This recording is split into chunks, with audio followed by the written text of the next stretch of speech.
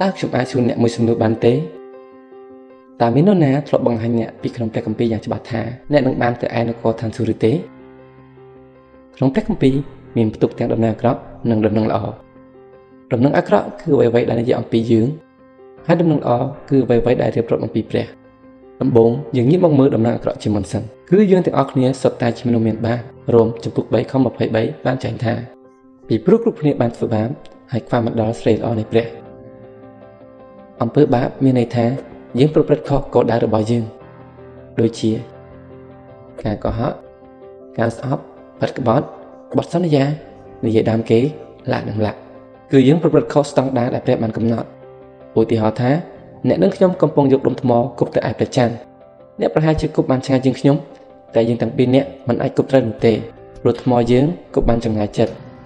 nè khâu đặc biệt đôi kia dương khoa mình đó tăng đá sấy ởในเพียบบริสุทธิ์ในเปรียក្នុង ការ គិត ពី សម្ដី និង ការ ប្រព្រឹត្ត មាន អ្វី ដែល បរិសុទ្ធ នោះ ឡើយ ដំណឹង ដែល រឹតតែ អាក្រក់ ទៅ ទៀត គឺ ថា លទ្ធផល នៃ អំពើ បាប គឺជា សេចក្តី ស្លាប់ ក្នុង រ៉ូម ចំពុក 6 ខ 23 បាន ចែង ថា លទ្ធផល នៃ អំពើ បាប គឺជា សេចក្តី ស្លាប់ នៅ ពេល ដែល យើង ទៅ ធ្វើ ការ យើង ទទួល បាន កម្រៃ ដែល ជា ថ្លៃ ឈ្នួល របស់ យើង នោះ ជា អ្វី ដែល យើង រក បាន ក្នុង ព្រះ គម្ពីរ ចែង ថា ដោយ ប្រព្រឹត្ត អំពើ បាប យើង ទទួល បាន សេចក្តី ស្លាប់ ដែល មាន ន័យ ថា យើង ស័ក្តិ សម នឹង ស្លាប់ ហើយ ត្រូវ ញែក ចេញ ឆ្ងាយ ពី ព្រះ ជា រៀង រហូត ប៉ុន្តែ ព្រះ ទ្រង់ ជ្រាប ពី សេចក្តី ទាំង នេះ ហើយ ក៏ នាំ យើង នៅ ដំណឹង ល្អ មក វិញ គឺ ថា ព្រះ គ្រីស្ទ បាន សគត់ ដើម្បី អំពើ បាប របស់ យើង ក្នុង រ៉ូម ចំពុក 5 ខ 8 ចែង ថា តែ ឯ ព្រះ ទ្រង់ សម្ដែង សេចក្តី ស្រឡាញ់ របស់ ទ្រង់ ដល់ យើង រាល់ គ្នា ឲ្យ ឃើញ ច្បាស់ ដែល ព្រះ គ្រីស្ទ បាន សគត់ ជំនួស យើង រាល់ គ្នា នោះ គឺ ក្នុង ការ ដែល យើង នៅ មាន បាប នៅ ឡើយ ផង ឧទាហរណ៍ ថា អ្នក កំពុង នៅ មន្ទីរ ពេទ្យ ហើយ ឈឺ ជំងឺ មហារីក ហើយ ខ្ញុំ មក ដល់ និយាយ ថា ឥឡូវ សូម យក កសិកម្ម មហារីក របស់ អ្នក មក ដាក់ ក្នុង សារពាង្គ កាយ ខ្ញុំ ចុះ ប្រសិន បើ ដូច្នេះ មែន តើ នឹង មាន អ្វី កើត ឡើង មក លើ រូប ខ្ញុំ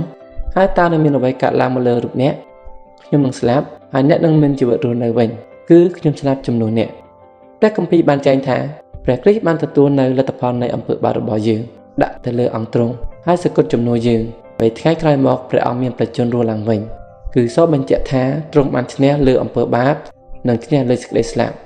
ហើយ ការ ដែល ទ្រង់ បង្ហាញ ថា ទ្រង់ ជា ព្រះ នោះ ក៏ ជា ការ ពិត ដែរ នៅ ពេល ដែល ដំណឹង អាក្រក់ កាន់ តែ អាក្រក់ ដំណឹង ល្អ ក៏ កាន់ តែ ល្អ ថែម ទៀត ផង ដែរ អ្នក អាច ទទួល ការ សង្គ្រោះ តាម រយៈ ជំនឿ លើ អង្គ ព្រះ យេស៊ូវ គ្រីស្ទ នៅ អេផេសូ ចំពុក 2 ខ 9 ចែង ថា ត្បិត គឺ ដោយសារ ព្រះ គុណ ដែល អ្នក រាល់ គ្នា បាន សង្គ្រោះ ដោយសារ សេចក្តី ជំនឿ ហើយ សេចក្តី នោះ ក៏ មិន មែន កើត ពី អ្នក រាល់ គ្នា ដែរ គឺជា អំណាច ទាន របស់ ព្រះ វិញ ក៏ មិន មែន ដោយ ការ ប្រព្រឹត្ត ដែរ ក្រែង អ្នក ណា អួត ខ្លួន ជំនឿ មាន ន័យ ថា ការ ជឿ ទុក ចិត្ត អ្នក ប្រហែល សួរ ថា តើ ខ្ញុំ ទុក ចិត្ត លើ ព្រះ គ្រីស្ទ យ៉ាង ដូចម្តេច ចម្លើយ នោះ គឺ ថា អ្នក ត្រូវ ពឹង ផ្អែក លើ ទ្រង់ តែ ម្នាក់ គត់ ដើម្បី អត់ទោស ឲ្យ អ្នក ព្រម ទាំង ប្រទាន ជីវិត អស់កល ដល់ អ្នក ដូច ជា ការ ដែល អ្នក ជឿជាក់ លើ ការ អី តែ វា អាច ទ្រទម្ងន់ អ្នក បាន ដោយ មិន ចាំបាច់ មាន ការ ខំប្រឹង ទប់ ខ្លួន ពី អ្នក ឡើយ ព្រះ គ្រីស្ទ គឺ ដូច គ្នា ទ្រង់ សង្គ្រោះ អ្នក ដល់ ជីវិត នៅ ឯ នគរ ឋាន សួគ៌ ដោយ គ្មាន ការ ខំប្រឹង ពី ខ្លួន អ្នក ឡើយ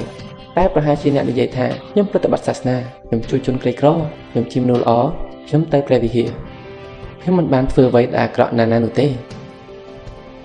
ការ ទាំង នេះ សុទ្ធ តែ ល្អ ហើយ តែ ការ រស់ នៅ ល្អ ទៅ ព្រះ វិហារ ជួយ ជន ក្រីក្រ ឬ ការ ល្អ ផ្សេង ទៀត សុទ្ធ តែ មិន អាច ជួយ អ្នក ទៅ ឯ នគរ ឋាន សួគ៌ បាន នោះ ទេ មាន តែ ការ ជឿ ដល់ ព្រះ គ្រីស្ទ តែ មួយ គត់ ព្រះ ទ្រង់ ប្រទាន ជីវិត អស់កល ដល់ អ្នក ដូច ជា កាដូ អញ្ចឹង ដែរ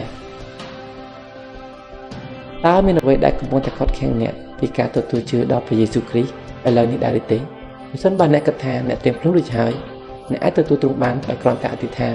តែ សូម ចាំ ថា មិន មែន ការ អធិដ្ឋាន ទេ ដែល សង្គ្រោះ អ្នក គឺជា ការ ជឿ ដល់ ព្រះ គ្រីស្ទ ទើប អាច សង្គ្រោះ អ្នក បាន ការ អធិដ្ឋាន គ្រាន់ តែ ជា ការ សន្ទនា ជាមួយ ព្រះ តែ ប៉ុណ្ណោះ នេះ គឺជា គំរូ អធិដ្ឋាន ដែល អ្នក រាល់ គ្នា អាច ធ្វើ តាម បាន អោ ព្រះ ជា ម្ចាស់ អើយ ខ្ញុំ ដឹង ថា ខ្ញុំ ជា មនុស្ស មាន បាប ខ្ញុំ ដឹង ថា អំពើ បាប របស់ ខ្ញុំ ស័ក្តិ សម នឹង ទទួល ទណ្ឌកម្ម ខ្ញុំ ជឿ ថា ព្រះ គ្រីស្ទ បាន សគត់ ដើម្បី ខ្ញុំ ហើយ ទ្រង់ បាន រស់ ឡើង វិញ ពី ភ្នំ ខ្ញុំ ជឿ លើ ព្រះ គ្រីស្ទ តែ មួយ អង្គ គត់ ដែល ជា ព្រះ សង្គ្រោះ របស់ ខ្ញុំ សូម អរ ព្រះ គុណ ទ្រង់ សម្រាប់ ការ អត់ទោស និង ជីវិត អស់កល ដែល ទ្រង់ ប្រទាន មក កូន នៅ ថ្ងៃ នេះ ក្នុង ព្រះ នាម ព្រះ អង្គ ម្ចាស់ ព្រះ យេស៊ូវ គ្រីស្ទ អាមែន